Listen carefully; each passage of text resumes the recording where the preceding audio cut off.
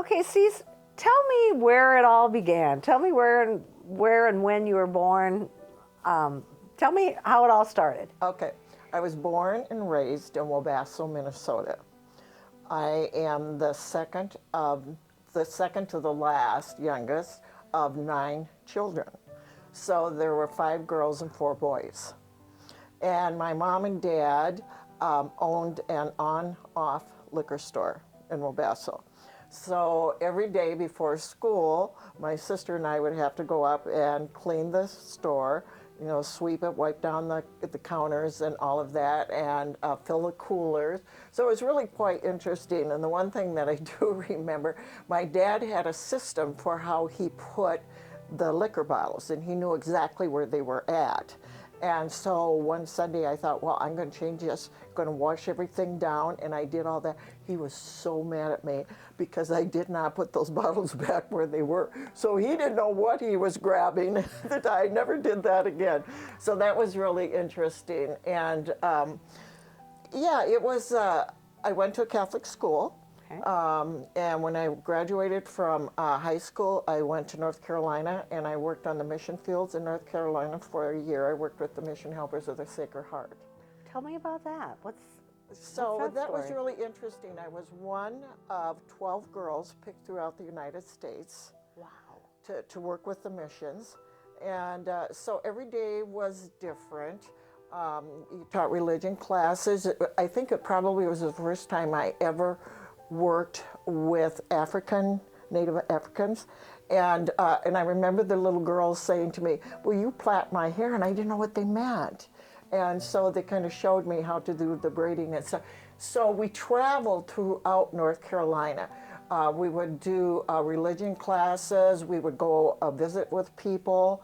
There was just a lot of different, in fact, it was kind of a year to see whether or not you wanted to be a nun. And I had seriously considered it. You did? I did, But then when I found there was so much silent time, I knew this was not for me. Because I always got in trouble for talking when it was quiet time. So I just knew it wasn't for me. But it was a great year. I met wonderful gals. In fact, we're still connect with each other. We write letters that we call or whatever. So that was, and it also taught me, I have a strong faith. And that year I dedicated myself to God and to Mary, his mother.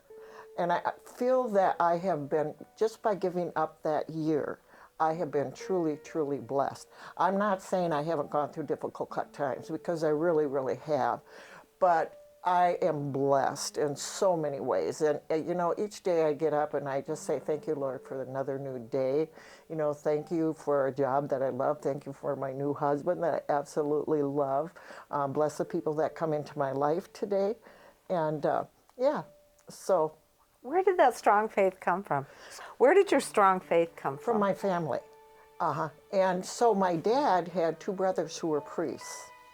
One in North Carolina and one at St. Thomas University in Minneapolis. So, not North Carolina, I'm sorry, North Dakota. And so we would get together with them probably 2-3 times a year. But it was just always a part of us. I mean, we always prayed before dinner, we prayed after. During Lent, we would always have to sit down and say the rosary. We would kneel down and say the rosary. And it was interesting because our friends would come over, didn't realize it was rosary time, and my dad would say, get in here and kneel down with us. And say They got the in rosary. on it. And even if they weren't Catholic, they had us. So they finally learned, you don't go over to the Moulters until about 7 o'clock at night, otherwise you're going to be saying that rosary with them. So that was really strong. Plus I had nuns for teachers, and that made a big difference. And I just think it was a really good education that I got. Yeah. What, besides your strong faith, and you were one of 9 in a big Catholic family. Yes. What's that like? Chaos. Right. Right. Yeah. I think about my mom, how hardworking she was. You know, I mean, she cooked 3 meals a day. She did all of that laundry. She also helped at the liquor store. You know, she would go up. My dad would come home at noon. Then she would fix the meal, and she taught us how to do all of that. Right. And then at supper time, she would come home, go up, and Daddy would come home, and then she would come home for the rest of the night until she had to go back to help him. So, but it was fun. I mean, you learn to have a lot of humor. Was there fighting? Once in a great while, but it's surprising we really did not fight a lot as kids. We were just there kind of to support each other. Yeah, so it was good. Did anybody go into, did anybody become a priest or a nun? No, no, absolutely not. Did they have the trouble with silence like you did? Yeah, probably because we're all pretty vocal. We really are. It's interesting. We all have opinions, and yeah, we're pretty vocal. Yeah, and you know, with my sisters, there are 5 of us. We're down to 1 sister now, and I don't have any brothers left. But we would. 2 of my sisters lived in California, so they would come back every summer, and then we would take my mom. And we would go like to Red Wing, or we would go to the Black Hills, or we'd go somewhere and take our mom with us. And so the thing to make that work out for us, we all would put the same amount of money in an envelope, except for Mom. And then we would take out the gas, and we would take out the hotel, and we would take out our food. And then when we had to put more money in, we'd put more money in. So it worked out really well. But you know, it was a good time, because we were older and we could laugh at things and share the memories. And yeah, I've just been really blessed. Yeah. Talk to me about after you did the year in North Carolina. What then? Then I went to Nettleton Commercial College. Okay. Okay, and I got a degree in secretarial. Then I married, okay, and his name was Stu Wold. He's my father of my 2 boys, Mike and Jason. And it was a tough marriage, okay? And so after 10 years, we divorced. But I always say the best thing I ever got out of that marriage was those 2 boys. And also, I learned who I was. I learned to stand up for myself. So would I want to go through it again? No, but I would, to know that I am today what I am because of going through all of that. And so when Mike was in 6th grade and Jay was a sophomore, I married Connie Burchill. And I was secretary administrative assistant at the School for the Deaf in Sioux Falls. In Sioux Falls, okay. And Connie was personnel director at South Dakota State. And because I had so many different duties and our home office was in Pierre, they would have me call Connie to ask, you know, if I had questions about insurance or whatever. Well, then Connie's wife died, and I did not meet her. I did not know her. And so a couple years after she died, Connie called me, and he said, "Are you going to so-and-so's funeral?" And I said, "Yes." And he said, "Could I pick you up?" And I said, "Yes, that's fine."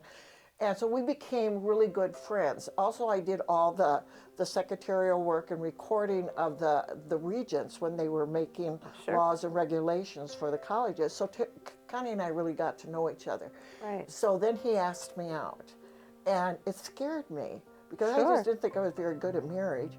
And I said to him, you know, I don't know. We're such good friends. I don't know. And he said, "I'm a big boy.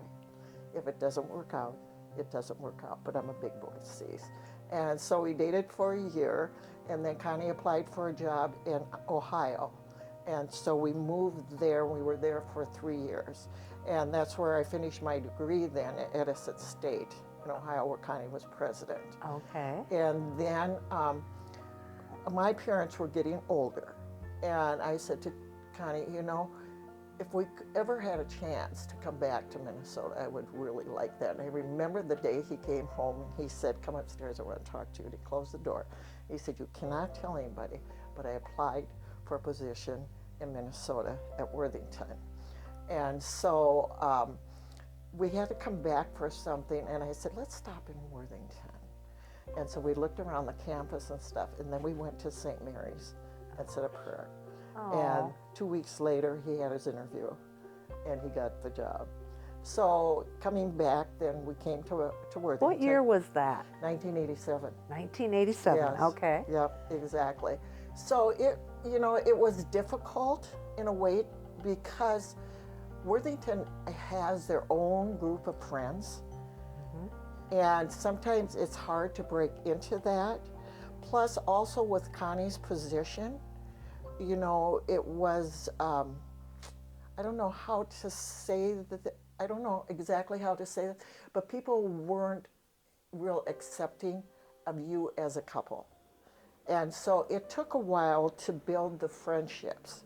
And then when we did, they were very, very good. And Jason went to school out at Minnesota West, and Mike was a sophomore. No, he was a freshman at the junior high. So that's a tough year. Right, But the it kids is. were really, really good to him. And what really helped us is we had a German exchange student stay with us, Oh, Hermit fun. Bartels. And that was wonderful, absolutely wonderful. It was a good year, it really, really was. The only thing that was tough, I had blood clots in my lungs.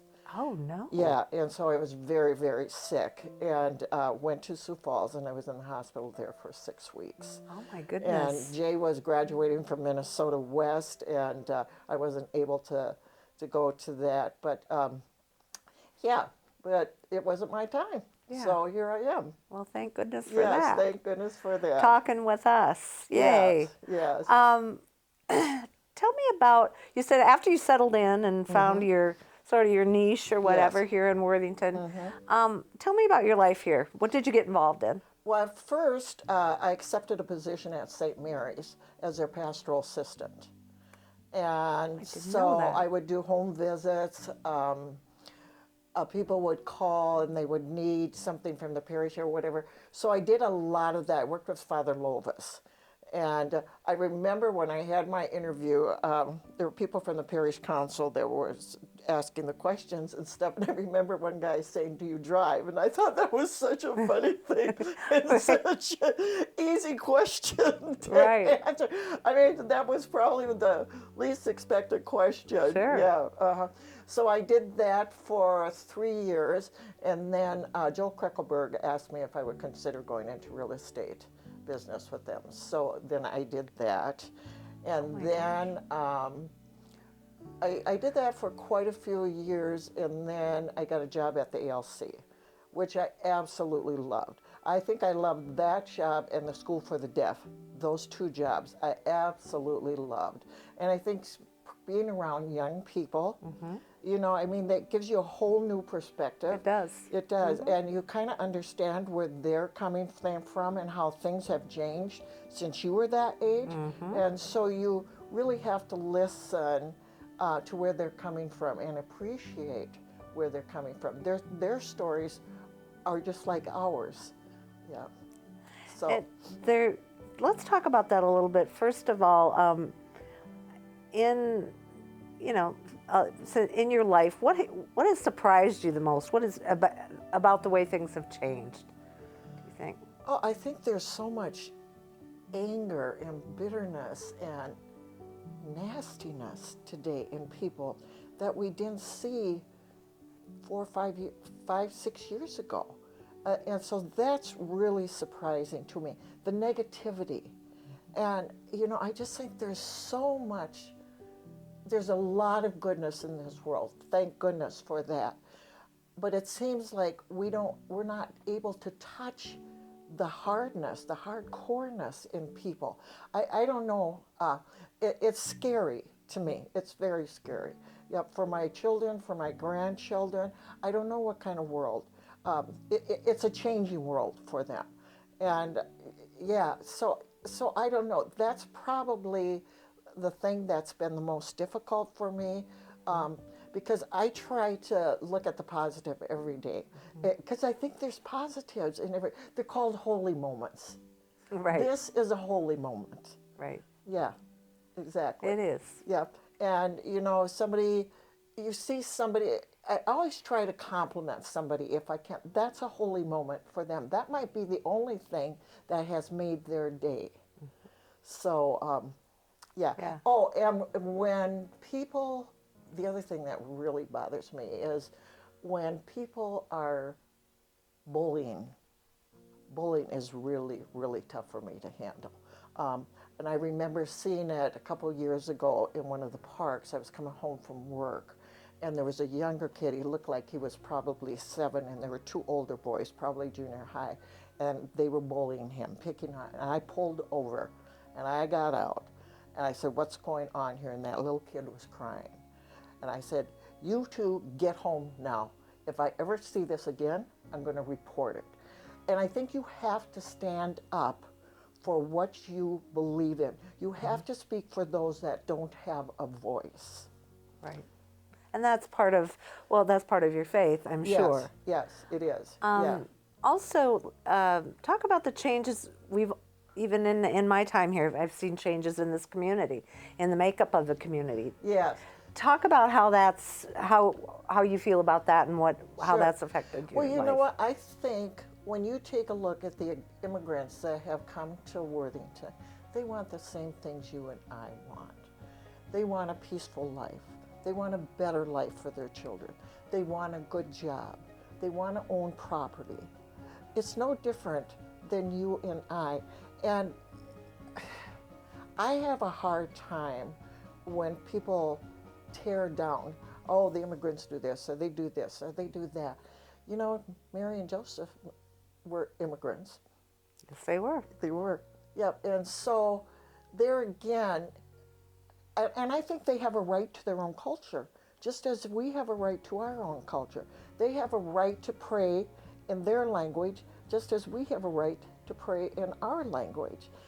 They have a right to their celebrations, just like we have a right to our celebrations.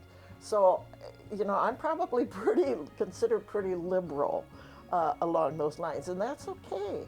That's okay. Yeah, it is. Tell me about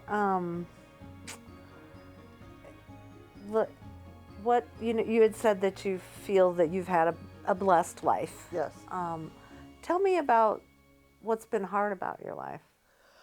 When, you know, Connie was such a vibrant person and so knowledgeable, and he probably was one of the least prejudiced persons I ever knew.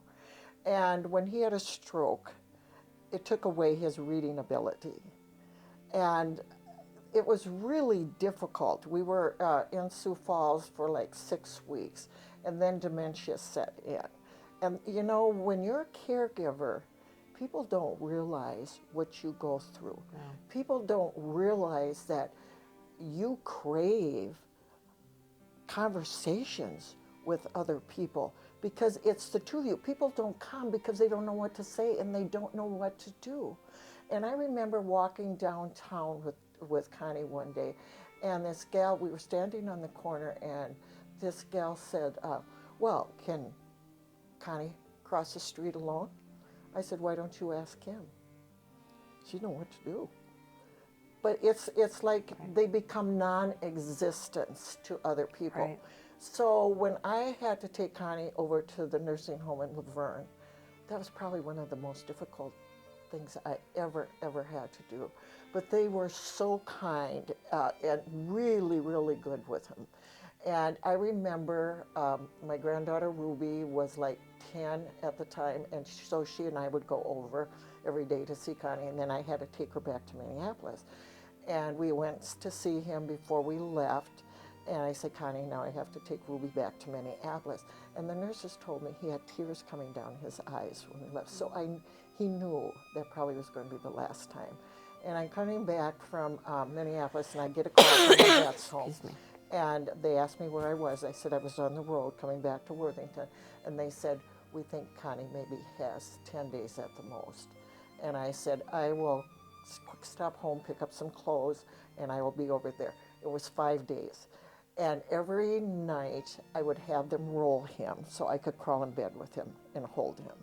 And it was a Thursday morning, and I woke up at 5:30, and I crawled out of bed, and I said, today's going to be Connie's homecoming. And let's dress him. Let's give him the dignity he deserves. And so my son was with me from Minneapolis, Jason was, and he had to get back. He had been there like 3 days with me. And I said, it's okay. You've been here. you tell Connie goodbye. And I said, but I want you to know when I call you, I'm going to be crying. And he said, call my brother Mike first. You know, and you need some laughter during that time. Right. And so Some it was like levity. 2 o'clock in the afternoon, and Connie was still with us. And so the nurse said to me, you know, he probably doesn't want you here when he passes. You haven't left. So I said, Connie, I'm going to go for a while. If you want to leave, it's okay. I promise you, I will be okay. I was scared to death to come back. Came back, he was still with us. I put my hands on his cheeks. I said, Connie, it's time. Everyone is waiting for you. He took 3 breaths, and that was it. Yeah. So, you know, that again was another blessing for me, that he waited, and, you know, so I could say my goodbye again. And I don't know, I just learned so much through that experience. Just to be there, just to be present. And I'm a hospice chaplain. Oh, And I wow. find that, you know, just to be there with them, just to hold their hand a little bit. I remember one guy, I was praying with him, and I was getting ready to leave, and I saw a picture of his wife and him on the wall. And I said, oh, your wife was so beautiful. And he said, and I'm going to see her in 3 days. They passed. And it's just like they know, you know, they just want you to kind of be there. And I walk in and I always say, this is a holy room. This room has God's presence, and all of his angels are here to take you to meet your God. Being a caregiver sounds like it's something that you were born to do. I think that is right, exactly. I had a sister that I brought back from California. So Kathy's been dead now 4 years. And she had been in an abusive situation. She was really abusive. And so I went out there and I said she had supranuclear palsy and almost kind of like ALS. Oh, goodness. And I said, Kathy, Awful. do you want to come home? I will bring you home with me. And she said no. 3 days she said no. The 4th day she said, I asked her why, and she said, because I don't think I can fly. She could hardly walk. Oh. And I said, I will get you home. So I called my son Jason. I said, Jason, can you see if you can get Kathy on that flight with me to come home? He goes, Mom, that's been almost 3 weeks ago. I said, just do it. He called me. He said, 1 seat left. Oh, my goodness. I know. I was able to bring her back. She was put into the memory care unit at the Meadows, and she was there for almost 3 years, and then they could no longer take care of her. So I put her in Fuldus Nursing Home. Okay. And would go there at least 3 times a week to see her and spend time with her. And when she died, she asked me to have this song played. I think it was Celine Dion, and it was, you were there when I needed you. You fed me when I needed to be fed. You did all of this. Yeah. You gave me strength when I was weak. Exactly. And it was so fitting. And then when Father Jim did his homily, he said, the last time I went to see Kathy, she said, I have a secret to tell you. I'm going to be home by Christmas. And she died 2 weeks before Christmas. Oh, Yeah, and I was with her. And this is the other thing, you know, where God gives you that strength. I was with her and holding her hand. And the nurse said to me, it could be a while yet because her heart is strong. And she wasn't speaking or anything. And I said, Kathy, tell your heart to stop. It served you well all these years. Within 5 minutes, she was gone. They couldn't believe it. Yeah, yeah. And so, yeah, you know, it's hard, but it's also a blessing that God gives you to be able to help those that need the help. And, you know, I just know when my time comes, there's going to be people around me that will pray me to my God. Right. Yeah, exactly, exactly. Well, along with, you know, all of those heartbreaking things, Sure. and they are, it's hard to lose anybody It under is. any circumstances. Exactly, yeah. You've had some joy in your life I recently. Let's did. talk about that. I did. Well, it was so interesting. It was during COVID, and St. Mary's, and I knew Terry, not real well, but I knew him. And St. Mary's was videotaping the masses. And so Terry put something on, and I said, "Hi, Terry." And then we got to talking. And so then Scott and Greta Kraft and I, one week they would make a meal and I'd go over there, and one week I would make, the next week I'd make the meal. So it was my turn to make the meal, and I thought, well, I'm going to see if Terry wants to come over. He said, yeah, he would come over. So he enjoyed it, and he said, Terry, how do you say that? Oh, can I be a part of this? Because Terry's a great cook. Oh, My great. God. Cook and bakes and everything. And we said, yeah, you can do that. So then it was his turn to have it. So Scott and Greta and I were driving over to Terry's house, and Scott was driving my car, and we pulled up, and he goes, if you play your cards right, you could have this house. Terry was so dumbfounded because we're so vocal. It was just great. So we would invite Terry to different things, Right. And we were strictly friends. And then at Christmas time, I had some friends over, and I always told Mike about my friend Terry. And so I said, Scott, take a picture of Terry and I so I can send it to the boys. And he's standing there. I said, well, put your arm around me, which he did. And then it was so funny because then in February, he called me up and he said, would you go to coffee with me this week? And I said, yeah, I could do that. And he said, I'll pick you up. He's never picked me up. Never. Mm-hmm. So I called Scott and Greta. I said, I don't know what's going on. Terry's never picked me up. So we went up to Fileo's and he got us something to eat. Oh, and he said, I want to talk to you about something. So I said, what do you want to talk to me about? I remember it word by word. Well, I'd like to change the status of our relationship. Oh. I said, oh, what does that mean? He goes, well, I'd like to take you out. I'd like to hold your hand. I'd like to go to movies and dinners with you. I'd like to kiss you. I didn't ask him what else. Terry probably died. See, this is G-rated. Exactly.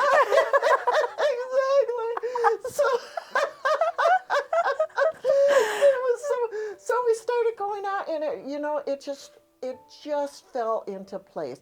And he has 4 boys that are absolutely wonderful.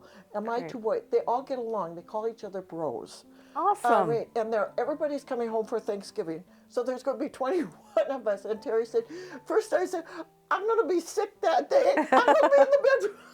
And then he said, you should feel honored that everyone wants to come home and spend Thanksgiving with us, which is so true. I'm so looking forward to it. Yeah, so then we got married June 10th, got married at St. Mary's, and these are 2 funny things that happened. So the night of the rehearsal, we're rehearsing, and Phil Benson comes in with a casket. Oh, goodness. And Terry goes, are you coming for me already? And Phil said, no, we have a visitation. And so then Father Jim was going to do our wedding for us. That afternoon, Friday afternoon, Terry's over at Sioux Falls picking up family.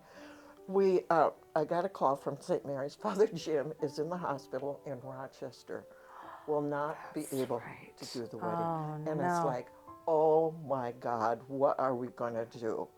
And the gal said, take a deep breath, we'll get this figured out. So Vern Behrens officiated at our wedding. Who just is retiring from his exactly. deaconship. And he did a wonderful job. So it was really neat. Terry's son Gary and his son, played music beforehand. Kathy Mitchell was the organist. My 16-year-old granddaughter Ruby stood up for me. Oh, how neat. Yeah, it was neat. And then Mike's 2 little boys, the 2 and 4-year-old, were the little ring bearers. And Terry had made little shaker boxes for them to put the rings in. Oh, so that was really neat.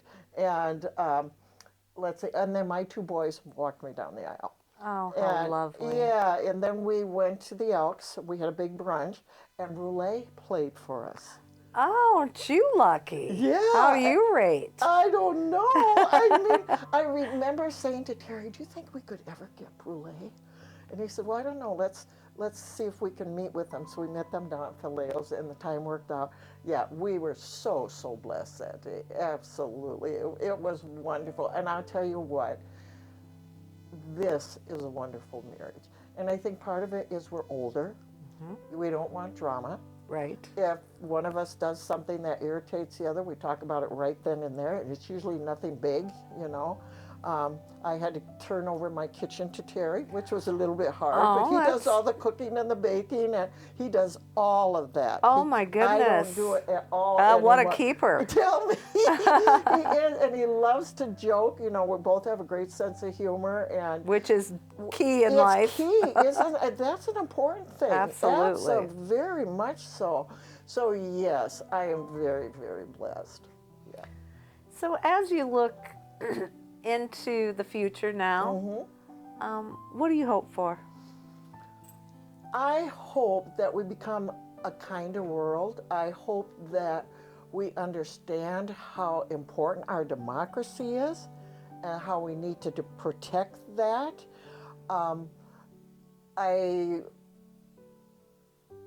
I look forward to, hopefully Terry and I get to spend at least 5 years together. That would be absolutely wonderful. I am proud of my children. I'm proud of Terry's children. And, you know, I just want the world to be a better place. And I want them to know that their God is waiting for them with open arms.